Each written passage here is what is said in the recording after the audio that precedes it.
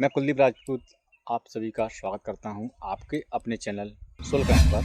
आज हम बात करेंगे कैसे उस परम शक्ति को जानें जिससे हमें शांति और सुकून मिले, और कैसे हम खुद का स्मरण करें, कैसे पाएं हम भीतरी शांति, और कैसे हमें वो आज़ादी मिले जो हमें चाहिए। दरअसल हम बात करते हैं कि बहुत से लोगों को मैंने देखा है परमात्मा को कोसता हुआ नजर आया है। हर स्थिति पे परमात्मा को कोसा है, चाहे कैसी भी सिचुएशन हो।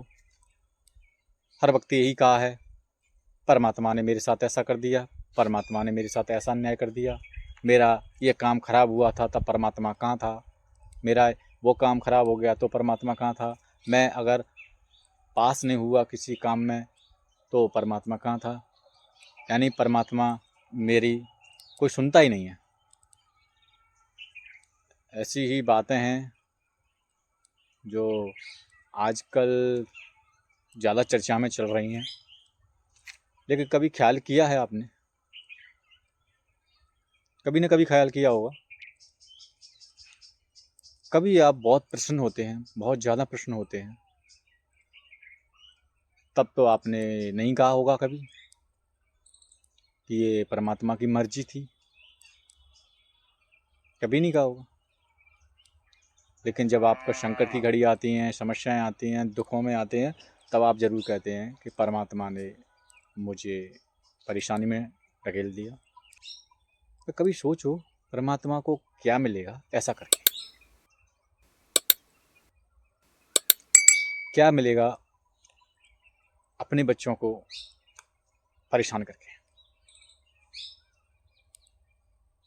आपने सुख में कभी स्मरण नहीं किया, सुख में आपने कभी सम्मान नहीं दिया, सुख में आपने कभी उसे अभिवादन नहीं किया, कभी तहे दिल से धन्यवाद नहीं दिया। और जब आप परेशानी में होते हो तो आपको सब परमात्मा का किया हुआ नजर आता है, तब आप अपना भूल जाते हैं।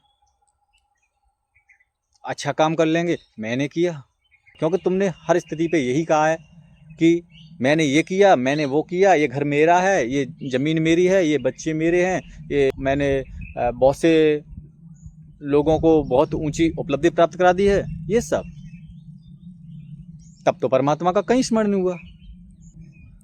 और जब खुद पड़ने लगती है प्रॉब्लम, खुद बढ़ने लगती है समस्याएं, तो हाँ परमात्मा ने कर दिया, परमात्मा ने कर दिया, ये मेरे साथ अन्याय कर दिया, घोर अन्याय कर दिया परमात्मा ने। पता नहीं परमात्मा मुझ पर कितना नाराज है, परमात्मा मुझे किस कर्मों की सजा दे रहा है। परमात्मा कोई आपके साथ गलत नहीं कर रहा है, लेकिन उसे तो तकलीफ होती होगी आपकी बातें सुन करके। मैंने सम्राट की तरह इस दुनिया में भेजा, इसे खुशहाल जीवन जीने के लिए भेजा इसे मैंने। ये अपने खुद के गीत गा सकता है, ये गुनगुना सकता है, और इसमें आकर के ये सब कूड़ा करकट इकट्ठा कर लिया है। इतनी चिंतित होने की आपको आवश्यकता नहीं है। जिसने आपको जन्म दिया है वो आपसे आपकी ज़िंदगी छीन लेगा, लेकिन जितना जीवन मिला है उसको परमात्मा के प्रति समर्पित हो जाओ, हाथ जोड़ो। कब तक आप इस तरह की फालतू बकवास करते रहोगे? जो दिया है काफ़ी है, काफ़ी है। ऐसा मानो उतना ही दिया है जितनी हमें आवश्यकता है। ना आपको कोई ज़्यादा मिल सकता है, ना उससे कम मिल सकता है। जितना दिया है उतना ही मिलेगा, यही सच्चाई है। ये ऐसी भूल ना करें, परमात्मा को दोषी न ठहराएं।